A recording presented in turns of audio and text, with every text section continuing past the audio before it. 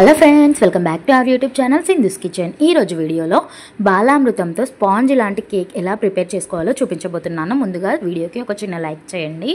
So first అయితే ఒక mixie jar తీసుకొని ఒక కప్పు బాలామృతం పిండి ఉంటుంది కదా, ఆ పిండిని అయితే తీసుకోవాలి. అది కొంచెం రవ్వలాగా ఉంటుంది కదా, అందుకని చెప్పేసి సాఫ్ట్గా మెత్తని మైదా పిండిలాగా మిక్సీ పట్టుకోవాలి. దీంట్లోనే ఒక కప్పు మనం బాలామృతం పిండి తీసుకుంటే దాంట్లో ఒక పావు కప్పు వరకు షుగర్ తీసుకోండి. ఎందుకంటే దాంట్లో ఆల్రెడీ షుగర్ ఉంటుంది కదా, అందుకని చెప్పేసి ఒక పావు కప్పు టు హాఫ్ కప్ వరకు షుగర్ అయితే తీసుకొని మొత్తం మైదా పిండి లాగా మీరైతే మిక్సీ చేసుకోవాల్సి ఉంటుంది. నేనైతే ఇలాగే మిక్సీ చేసుకున్నాను. దాంట్లో కొంచెం వంట సోడా, ఒక పావు టీ స్పూన్ వరకు వంట సోడా వేసుకోవాలి.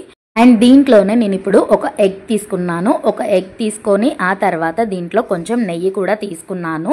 ముందుగానే పాలు కాచి చల్లారబెట్టుకున్నాను. ఆ పాలును కొంచెం కొంచెం ఇందులో తీసుకుంటూ ఇది మనకు మొత్తం లూజ్ కన్సిస్టెన్సీ వచ్చే వరకు చేసుకోవాలన్నమాట.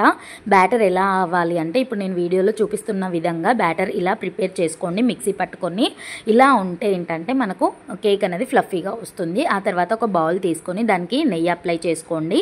నెయ్యి కానీ ఆయిల్ కానీ అప్లై చేసుకోవచ్చు. నెయ్యి అయితే పిల్లలకి హెల్తీగా ఉంటుందని నేను నెయ్యి అప్లై చేశాను.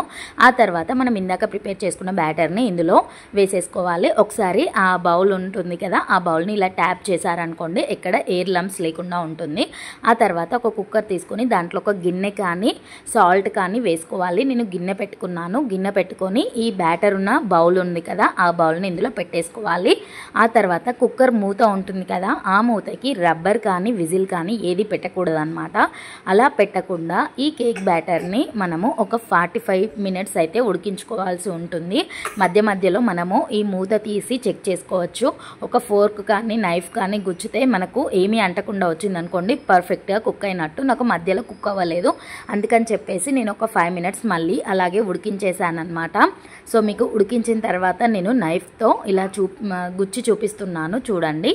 ఇలా మనము గుచ్చి చూస్తే మనకి ఏమీ అంటకుండా వచ్చింది అంటే కేక్ అనేది పర్ఫెక్ట్గా కుక్ అయినట్టు.